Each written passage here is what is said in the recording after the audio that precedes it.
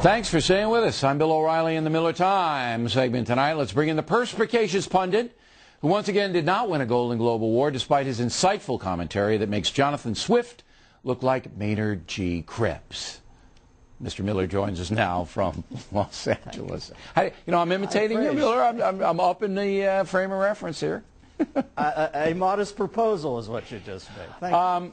Top of the program, as you know, we had this torture debate, and I think these people who are trying to indict Bush and Cheney right now, when there's no hard evidence they broke any law, are hurting the nation. How do you see it? Yeah, I think that, put it this way, on maybe not the 20th, but the 22nd of January, I think if I was domestic help on the Upper West Side of Manhattan, I would keep my head on a swivel, because there's going to be some angry people who have been walking around with a suppository of hate for George Bush for the last 8 years, and they're going to have no place to put it. And I would say underlings, nannies, drivers, housekeepers are about to get laid into, because I don't think they'll know what to do without Bush to hate. As far as the torture goes, I guess the thing is, if Bill Clinton can quibble about what the definition of is, I certainly think fair-minded people can disagree on what torture is. Now, as I understand, according to this article, they're talking about loud music, keeping somebody up all night, and pouring water down their nose. And, you know, if you mix in transporting a maraschino cherry across a poorly lit great room and depositing it into a shot glass using nothing more than your nether regions, I think we've got a fraternity ritual on our hands here. I don't think waterboarding is torture. And I know John McCain does. I respect him immensely, but I swear to God, John McCain would have probably prayed for days when he was in the Hanoi Hilton that what they did was pour water down his nose. I think if George Tenet says that it sprung something out of Khalid Sheikh Mohammed that saved some innocents, God bless him. And I oftentimes am quizzical, Bill, that people don't get waterboarding. To me, it seems heaven-sent. It doesn't kill anybody, and yet it's able to turn zealots who are prepared to die for their religion into people who want to give information to preclude future terroristic incidents. To me, I look at it and I find it odd when somebody says, no, I'm against that. I think, geez, I can't believe it exists. Something that takes somebody who's willing to strap a bomb on and yet freaks them out to the point where they'll tell you where the next bomb is by pouring water down their nose, and they don't even die. I think, wow, this is heaven sent. And their nose doesn't even get, hurt. But anyway, look. No. It's their irrational hatred of Bush Cheney that's driving this debate and hurting the nation all over the world. When Bush gave his final press conference earlier this week, I thought he did a pretty good job there.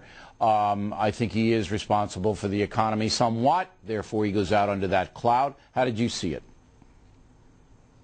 Today's 2,682 days since 9/11/2001. After Khobar, after the coal, after the embassies in Africa, after World Trade Center 1 and 2, to a point after Mogadishu where we were pronounced by Osama bin Laden to be the weak horse, I want to thank George Bush for keeping this country safe in the interim 7 years. That is an amazing achievement. And when I see the bin Laden who deemed us to be the weak horse issue a statement today almost soliciting funds like a PBS pledge break, I realize that George Bush got this right. He continued to press on them like water. He bore on that surface. It flipped A.Q. Khan. It flipped Gaddafi. They're out of funds. And that's what I admire about him. He's willing to be hated for the rest of his life to do the right thing. And I just want to look in the camera. This is the last time I'll be on this show when he's my president and my commander-in-chief and say, thank you, sir. I feel privileged that you were the president during this time in American history. Well, certainly that is his big accomplishment. And as you mentioned, I thought that Obama was on the Drifters and the Four Tops segment of PBS when they ran the old clips. And there was some guy who looked like, I mean, it was poorly lit. It was a cave background, and it was send money to Bill Moyers, please. I thought that was Osama, but maybe I was wrong. Okay, that was very well said. He's civic. I'm watching the Golden Globes, and isn't it interesting, though, how, and I believe we're part of this, and you're part of it as well, these pinhead stars now, they don't run up to the stage much anymore and say stupid political stuff. You know what I mean? Only Laura Dern did that, and really nobody knows who Laura Dern is, although I admired her performance in Jurassic Park when she was being chased by a Tyrannosaurus Rex and outran her, the monster, the dinosaur, which does have long legs. But we saw Kate Winslet and we saw, all these people, and they didn't really say anything political. Even Alec Baldwin didn't say it. And I'm saying to myself, these people are afraid to say this stuff anymore. Do you think I'm wrong? First off, I know Laura a little. She's a sweet woman. I don't know why people say things out loud sometimes. I think maybe they feel like they're in a business that doesn't quite add up in the importance of the overview, so they try to compensate by making statements. But she's not a bad woman. Indeed, her father's a fine man who I admire in many ways. Bruce Stern, but I will right? say this.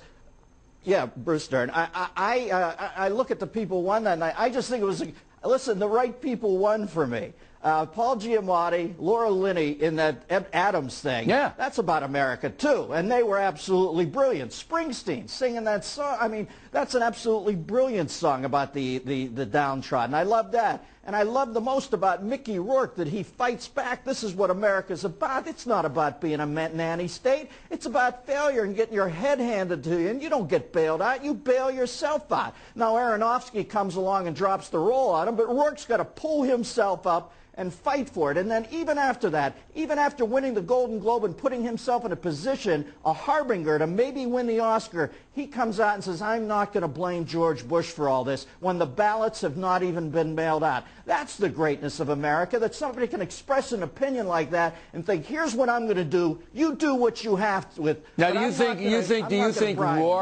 you think Rourke put himself at risk of winning the Academy Award because he did say, I'm not blaming Bush for all this crazy stuff?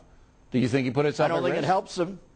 Well, Listen, I said from the jump that the Academy Award, because I don't think that the Golden Globe foreign press cares about gay marriage here, but I said that Milk and Penn and all these people probably clean up as a gay marriage protest by the Academy. That's what I think is going to happen. I could be wrong. Do I think it might hurt, Mickey? Yeah, because I think that Barack Obama might want to make your union vote for a union membership. He might want to make that public, but trust me, that Oscar vote's always going to take place in the sanctity of very rich households, and some of them are going to hold that against Rourke, I think. I salute him.